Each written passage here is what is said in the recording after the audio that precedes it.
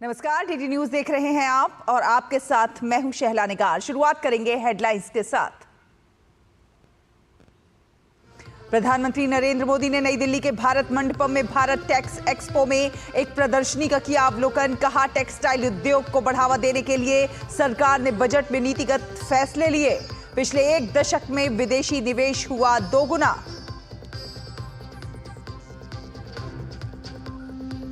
राष्ट्रपति द्रौपदी मुर्मू नई दिल्ली में आयोजित आदि महोत्सव 2025 में मुख्य अतिथि के रूप में हुई शामिल। कहा, इस तरह के उत्सव से जनजातीय समाज के उद्यमियों, शिल्पकारों और कलाकारों को बाजारों से जुड़ने का मिलता है मौका।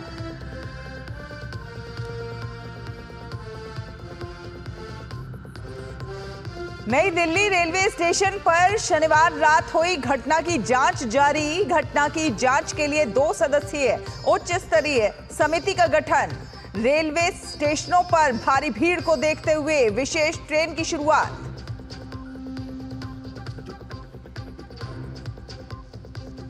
मुंबई में 122 करोड़ रुपए के न्यू इंडिया कोऑपरेटिव बैंक घोटाला मामले में आर्थिक अपराध शाखा ने मुख्य आरोपी जनरल मैनेजर हितेश मेहता और धर्मेश पॉन को किया गिरफ्तार। कोर्ट ने दोनों आरोपियों को 21 फरवरी तक भेजा ईओडब्ल्यू की हिरासत में।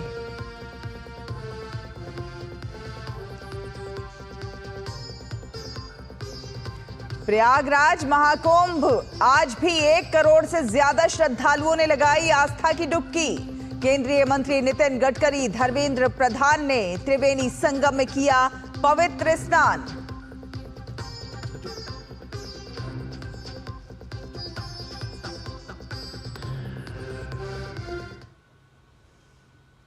तो आपको बता दें कि प्रधानमंत्री नरेंद्र मोदी ने नई दिल्ली में चल रहे भारत टेक्स 2025 में शिरकत की और इस अवसर पर प्रधानमंत्री ने भारत टेक्स 2025 में आयोजित एक प्रदर्शनी का अवलोकन भी किया। भारत टेक्स 2025 में कच्चे माल से लेकर तैयार उत्पादों तक की संपूर्ण वस्त्र मूल्य श्रृंखला को एक साथ एक ही मंच पर लाया गया है। इसका आयोजन 17 फरवरी तक भारत मंडपम में किया जा रहा है। प्रधानमंत्री ने भारत टेक्स 2025 को संबोधित करते हुए कहा कि भारत ने पिछले दशक में कपड़ा उद्योग में तेजी से विकास किया है। पिछले वर्ष भारत के टेक्सटाइल और एपरल एक्सपोर्ट्स में 7% की बढ़ोतरी हुई है। आज हम दुनिया के छठे सबसे बड़े टेक्सटाइल और एपरल्स एक्सपोर्टर है। हमारा टेक्सटाइल निर्यात 3 लाख करोड़ रुपए तक पहुंच चुका है। अब हमारा लक्ष्य है 2030 तक हम इसे 9 लाख करोड़ रुपए तक लेकर जाएंगे। साथियों, इस सफलता के पीछे पूरे 1 दशक की मेहनत है। 1 दशक की कंसिस्टेंट पॉलिसी है। इसलिए पिछले 1 दशक में हमारे टेक्सटाइल सेक्टर में विदेशी निवेश 2 गुना हुआ है।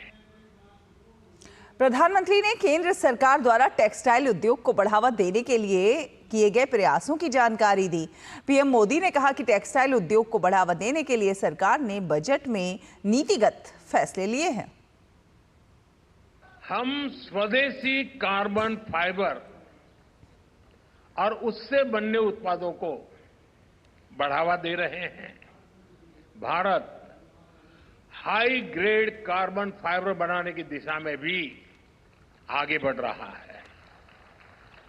इन प्रयासों के साथ ही टेक्सटाइल सेक्टर के लिए जो नीतिगत फैसले चाहिए, हम वो भी ले रहे हैं।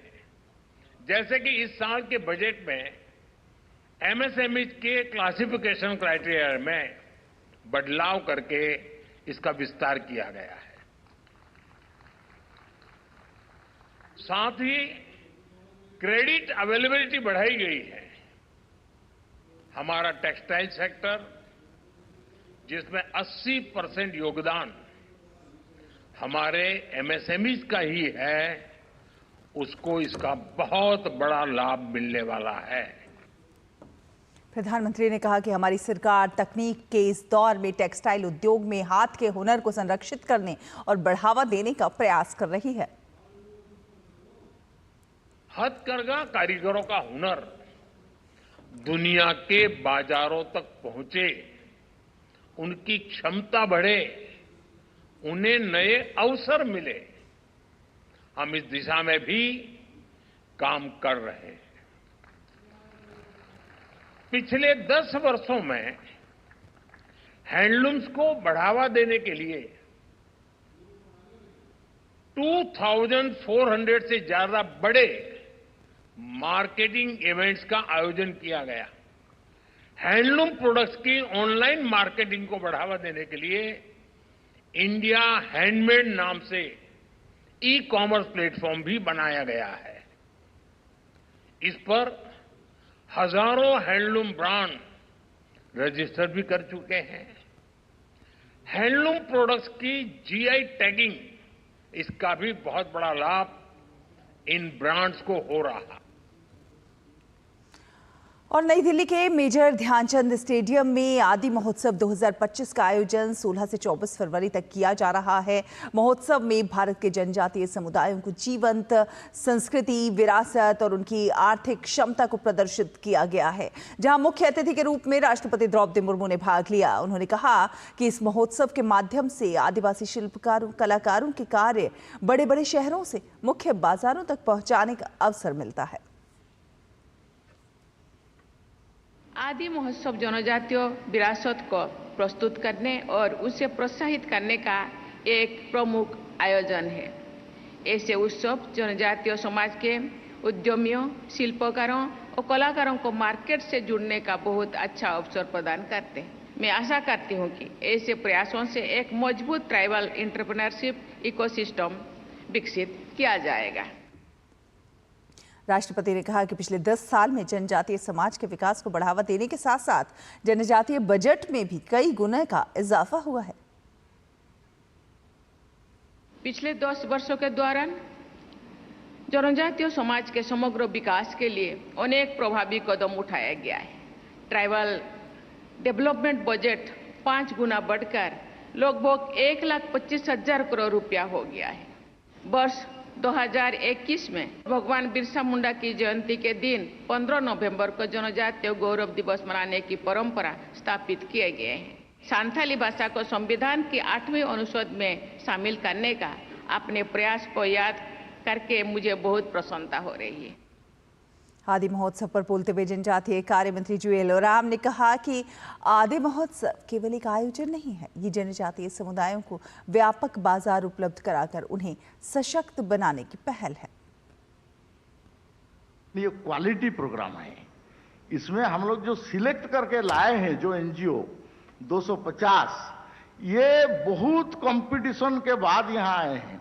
ये 25 स्टॉल इतना कंपटीशन के बाद यहाँ आए हैं। आप इसको देख लीजिए। तो मैं इसलिए अपील कर रहा हूं, आप ये मौका लीजिए दिल्ली में। हम ये पहला बार नहीं कर रहे हैं, ये विगत 8 साल से हम लोग ये कंटिन्यूसली इसको कर रहे हैं। ये महोत्सव काफी दिल्ली में केवल नहीं होगा, ये बहुत सारे शहर में होता है। 450 से ज्यादा महोत्सव हम लोग कर चुके हैं और इसमें से बहुत सारे हजारों ट्राइबल लोग यहाँ आपका इन्वॉल्व हुए हैं। रुकेंगे एक छोटे से ब्रेक के लिए। ब्रेक के उस पार खबरों का सफर जारी रहेगा। आप देखते रहिए डीडी न्यूज।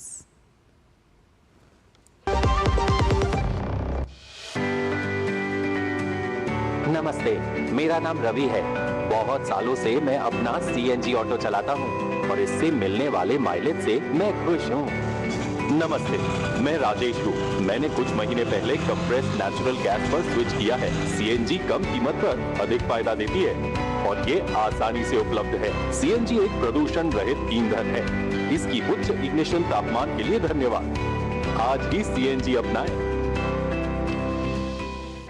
जब धरती चीर कर निकलता है लोहे का पत्थर और मिलता है मोंगिया के जोश से, फिर तपता है, पिघलता है और बनता है फौलाद। अब होता है सरिया सारी खूबियों के साथ। मोंगिया स्टील, मजबूत देश का मजबूत सरिया। एक ऐसा तबका जो रिटायरमेंट के बारे में आज भी बिल्कुल नहीं सोचता, वो है औरतें। औरतें कमा के भी वल्नरेबल हैं। सो एनपीएस एक इक्वालिटी ला रहा है। हम सब एक बराबर प्लेटफॉर्म पे हैं। अपने बेहतर कल को सुनिश्चित करने के लिए एनपीएस जरूरी है। गोल्डी मसाले के 100 ग्राम के स्पेशल पैक्स में फ्रेशनेस लॉक है। ऐसे गोल्डी मसाले जहां जाएं रिश्ते बनाएं। Money saved is money earned. I'm now happy that I could save money every month because of my PNG stove, as it cuts down on 20 to 25% of fuel usage. My PNG stove is also 100% safe with the ISI mark. Moreover, PNG as a fuel burns completely, making it a more environment-friendly fuel. So, use PNG and save money like me.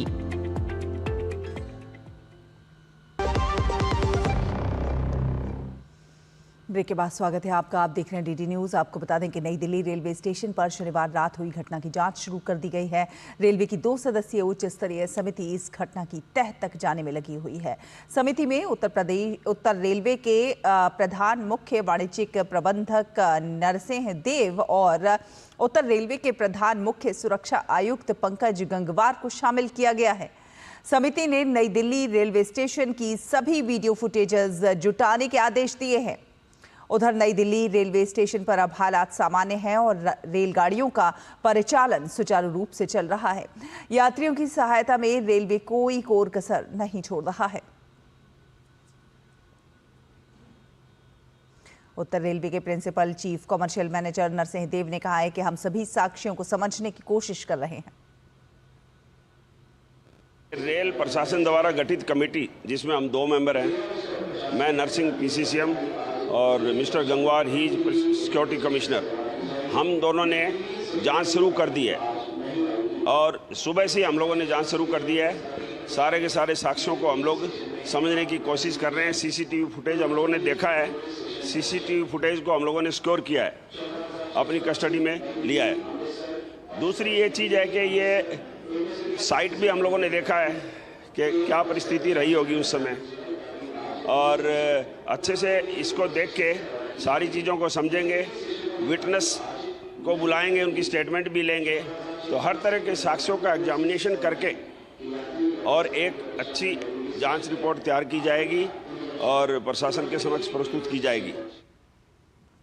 DCP railway KPS Malhotra ने नई Delhi railway station का जायजा लिया। उन्होंने कहा कि अभी Prayagraj special train जा रही है और प्लेटफॉर्म 16 पर स्थिति नियंत्रण में है।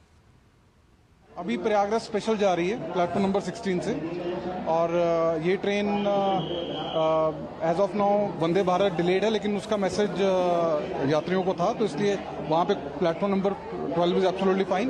प्लेटफॉर्म नंबर 16 पे अगर आप देखेंगे तो प्लेटफॉर्म 16 पे situation is absolutely under control. जो प्लेटफॉर्म नंबर 16 से स्पेशल ट्रेन जानी है, यात्री ज़्यादातर बैठ चुके हैं, ट्रेन इज अबाउट।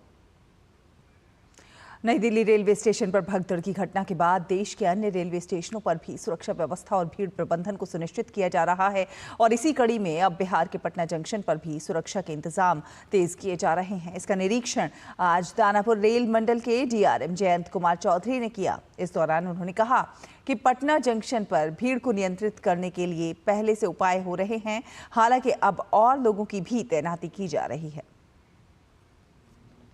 हम लोग, हमारा पूरा सिस्टम इस भीड़ को हैंडल करने के लिए हमेशा मोबिलाइज्ड रहा है और अभ्यस्त है। ऐसा लग रहा था कि कुंभ अब खत्म हो रहा है, शायद भीड़ कम होगी, लेकिन ऐसा नहीं है। भीड़ लगातार उतनी ही चल रही है या बढ़ ही रही है।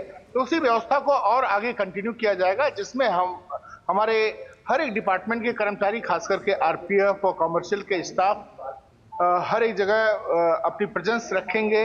हम और डिपार्टमेंट के भी कुछ कर्मचारियों को ला रहे हैं जो कि अपने डिस्टिंग्विश्ड जैकेट्स में रहेंगे, जो यात्रियों को गाइड कर पाएंगे, समझा पाएंगे कि ये ट्रेन में अगर आप नहीं बोर्ड कर पा रहे हैं तो दूसरी ट्रेन बोर्ड करिए। महाकुंभ में पवित्र स्नान के लिए मुंबई से भी भारी संख्या में श्रद्धालु प्रयागराज पहुंच रहे हैं, जिसके चलते मुंबई के विभिन्न रेलवे स्टेशनों पर भारी भीड़ देखी जा रही है, जिसका प्रबंधन मध्य रेलवे द्वारा पूरी मुस्तैदी के साथ हो रहा है। मध्य रेल के CPRO डॉक्टर स्वप्निल नीला ने बताया है कि यात्रियों की सुविधा के लिए विविध व्यवस्थाएं की गई हैं। इसमें यात्रियों के लिए अतिरिक्त टिकट बुकिंग काउंटर और निरंतर रेलगाड़ियों से जुड़ी हुई जानकारी दी जा रही है। इसके लिए रेलवे पुलिस बल और कर्मचारियों की तैनाती की गई है, ताकि यात्रियों को रेलगाड़ियों में कतारबद्ध तरीके से चढ़ाया जा सके। यात्रियों की सुविधाओं के लिए विविध अरेंजमेंट्स किए गए हैं। इनमें यात्रियों के लिए additional ticket booking counters, may I help you booths और लगातार दी जाने वाली पब्लिक अनाउंसमेंट सिस्टम के थ्रू इंफॉर्मेशन, जिससे यात्रियों को उनकी ट्रेन की स्थिति, वो ट्रेन के जो डब्बे हैं उनकी स्थिति, किस डायरेक्शन से, किस दिशा से वो डब्बे रहेंगे, उनकी स्थिति, उसी के साथ साथ में कौन से प्लेटफॉर्म पे वो रहेगी, कब तक लगेगी, उसके लिए RPF और कमर्शियल स्टाफ की डिप्लॉयमेंट, किस तरह से उनको कतारबद्ध तरीके से उन ट्रेनों में चढ़ाया जा सकता है, ये सब कुछ मैनेज किया गया है। और ओमान की राजधानी मस्कट में आयोजित 8वें हिंद महासागर सम्मेलन को संबोधित करते हुए विदेश मंत्री डॉक्टर S जयशंकर ने क्षेत्र के विकास और सुरक्षा आकांक्षाओं को पूरा करने के लिए समन्वित प्रयासों का आह्वान किया। विदेश मंत्री डॉक्टर S जयशंकर ने हिंद महासागर के देशों के सामने संसाधनों की कमी और आर्थिक चुनौतियों, विभिन्न प्रकार की अवैध तस्करी और हिंद प्रशांत क्षेत्र में आतंकवाद और तनाव सहित कई चुनौतियों पर बात की। The Indo-Pacific has been witnessing deeper tensions and sharper contestations. The scenario is intrinsically maritime in nature, involving respect for and observance of international law. There are other concerns, some related, some autonomous. Stronger assertions of interest is one issue. Concerns about unilateral changes to the status quo, another. और इस बीच 8वें हिंद महासागर सम्मेलन से अलग विदेश मंत्री doctor S Jaishankar ने अपने ओमान के समकक्ष बद्र अल बुसैदी के साथ बैठक की। इस दौरान दोनों नेताओं ने व्यापार, निवेश और ऊर्जा सुरक्षा में द्विपक्षीय सहयोग पर व्यापक चर्चा की। इसके अलावा दोनों नेताओं ने राजनयिक संबंधों पर 70वीं वर्षगांठ पर संयुक्त रूप से प्रतीक चिन्ह भी जारी किया। इस अवसर पर Mandvi to Muscat Indian community and shared history of India and Oman नामक एक पुस्तक भी संयुक्त रूप से विमोचन किया गया। In the Middle East or West Asia, there is a serious conflict underway with the potential for further escalation and complication. At the same time, long-standing issues are being revisited, sometimes with a radically different approach. Its maritime consequence is visible in a serious disruption of global shipping with considerable cost to all our countries. एक छोटा सा break के उस पार खबरों का सफर जारी रहेगा। देखते रहिए DT न्यूज़।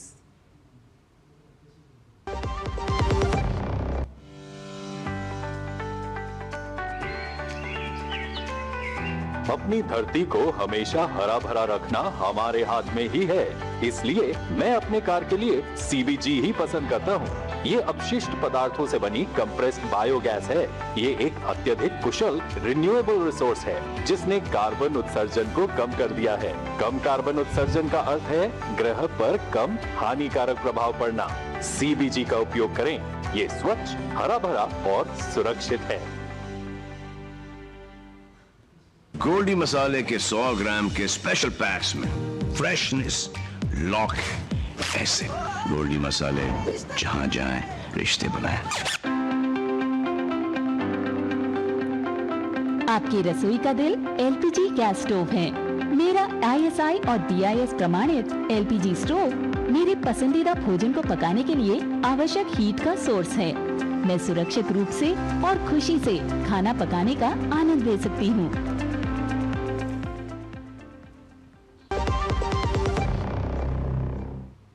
ब्रेक के बाद स्वागत है आपका। आप देख रहे हैं डीडी न्यूज। आपको बता दें, महाकुंभ 2025 में दिव्य ज्योति वेद मंदिर द्वारा आयोजित अखंड रुद्रीपाठ महादिव्यानुष्ठानम ने एक ऐतिहासिक उपलब्धि प्राप्त करते हुए विश्व का सबसे बड़ा रिले जाप का विश्व रिकॉर्ड स्थापित किया है। ये महाअनुष्ठान भारत की प्राचीन वैदिक परंपरा के गौरव को पुनर्स्थापित करने वाला अद्वितीय आध्यात्मिक आयोजन हुआ। 33 दिनों तक अनवरत वैदिक मंत्रोच्चारण किया जाता रहा है, जिसे एशिया के book of record, India book of record और इंटरनेशनल बुक ऑफ रिकॉर्ड्स में दर्ज किया गया है। प्रयागराज में गंगा, यमुना और सरस्वती का संगम होता है। प्रयागराज में महाकुंभ का आयोजन होता है और महाकुंभ 2025 में विश्व कीर्तिमान बना है, क्योंकि सबसे ज्यादा संख्या में श्रद्धालुओं ने पवित्र त्रिवेणी में पुण्य स्नान किया है। विश्व कीर्तिमान अगर श्रद्धालुओं के स्नान का बना है तो विश्व कीर्तिमान इस महाकुंभ नगर में अनेक अनुष्ठानों द्वारा भी बना है। ऐसा ही एक अनुष्ठान है दिव्य ज्योति वेद मंदिर का अखंड रुद्री पाठ महादिव्य अनुष्ठान, जहां पर धर्म, विज्ञान, संस्कृति का त्रिवेणी का संगम हुआ है, जहां पर वैदिक मंत्रोच्चारण का सतत संहिता पाठ किया गया है और जिसे कि एशिया बुक ऑफ रिकॉर्ड्स ने मान्यता दी है। एशिया बुक ऑफ रिकॉर्ड्स और इंडिया बुक ऑफ रिकॉर्ड्स ने इस विश्व कीर्तिमान को पंजीकृत किया है। निश्चित यह किया गया था कि 504 ब्रह्मज्ञानी वेद पाठक 33 दिनों तक अहरनिश 24 घंटे अखंड रुद्री पाठ करेंगे और जब विश्व कीर्तिमान बना तो यह कीर्तिमान का स्तर रहा 566 वेद पाठकों द्वारा रुद्राष्टाध्यायी संहिता का 11,151 बार संहिता पाठ और कुल मिलाकर 26,42,409 वेद मंत्रों का सतत पाठ। ये प्रक्रिया 14 जनवरी 2025 से शुरू हुई और यह 16 फरवरी तक अनवरत जारी रही। सनातन विज्ञान उसको समझ पाए, इस वजह ये प्लानिंग इसलिए बनी कि यहाँ एक गंगा के किनारे और ब्रह्मज्ञानी बच्चे हैं, ये सारे भाई बहन जो भी जितने भी हैं, ये ब्रह्मज्ञानियों के द्वारा ये वेद पाठ किया जाए और एक रिकॉर्ड भी साथ में बनाया जाए। India book of world record और Asia book of world record में ये रजिस्टर्ड दोनों में आज हुए हैं। अखंड रुद्रीपाठ महादिव्यानुष्ठान का उद्देश्य यह है कि विश्व शांति और आध्यात्मिक सामंजस्य का संवर्धन हो, पर्यावरणीय शुद्धिकरण और सामंजस्य का स्थापना हो। अखंड रुद्रीपाठ महादिव्यानुष्ठान भारत की सांस्कृतिक और आध्यात्मिक विरासत का अंतर्राष्ट्रीय मंच पर सशक्त प्रस्तुतिकरण है। दुनिया यहाँ पर देखती है कि किस तरीके से नए भारत का अभ्युदय हो रहा है, किस तरीके से भारत विकास और विरासत को साथ लेकर चल रहा है और इस महाकुंभ के दौरान पूरी दुनिया एक बार फिर इस बात का साक्षात्कार कर रही है कि किस तरीके से वैदिक ऋचाओं की पथ प्रदर्शिका पर बढ़ते हुए हमारे मंत्रद्रष्टा, हमारे साधक, हमारे तपस्वी, हमारे सन्यासी और यहाँ तक कि हमारे गृहस्थ भी अपनी विरासत को संरक्षित रख रहे हैं, अपनी संस्कृति और अपने संस्कार का संवर्धन कर रहे हैं। कैमरा पर्सन रमाकांत के साथ अश्विनी कुमार मिश्र, डीडी न्यूज, महाकुंभ नगर, प्रयागराज। और इसी विषय पर डीडी न्यूज संवाददाता अश्विनी मिश्र ने दिव्य ज्योति वेद मंदिर की संयोजिका दीपिका भारती से खास बातचीत की है, वो भी सुनिए। इस अखंड रुद्री पाठ की संयोजिका दीपा भारती जी हमारे साथ हैं। साध्वी जी, हमने देखा बड़ी संख्या में महिलाओं की भागीदारी रही, आधे से ज्यादा। किस तरीके से एक समत्व का भाव जो कि एक मिथक भी तोड़ता है।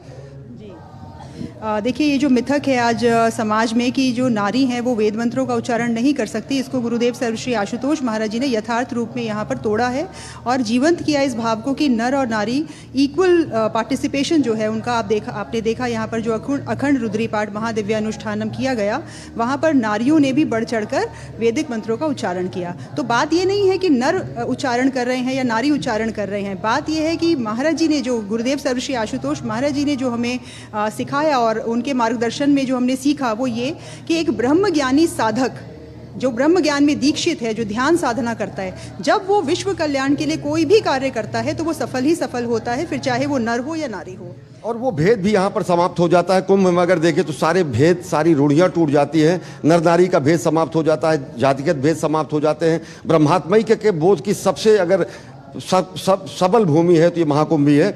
आप ये बताएं कि किस तरीके से इस अनुष्ठान का पर्यावरणीय आत्मिक और वैश्विक महत्व है। देखिए, अगर वैज्ञानिक दृष्टिकोण से देखें तो ऐसी बहुत सारी रिसर्च हुई है जहां पर यह पाया गया कि जब वेद मंत्रों का विशुद्ध उच्चारण किया जाता है तो वह मन की शुद्धि भी करता है, मन को शांत करता है और साथ साथ पर्यावरण को भी संरक्षित करता है, पर्यावरण की भी शुद्धि होती है। लेकिन इसमें कंडीशन है, कंडीशन ये है कि एक ब्रह्म ज्ञानी साधक होना चाहिए जिसके अंदर कोई स्वार्थ की भावना नहीं है। हमारी संस्कृति है जो कहती है अंतरिक्ष शांति, पृथ्वी शांति, आपा शांति, प्राकृतिक साहचर्य, जिसको शांतिपूर्ण अस्तित्व के साथ साथ प्राकृतिक साहचर्य, उसका भी कहीं ना कहीं समदर्शन पूरी दुनिया करती।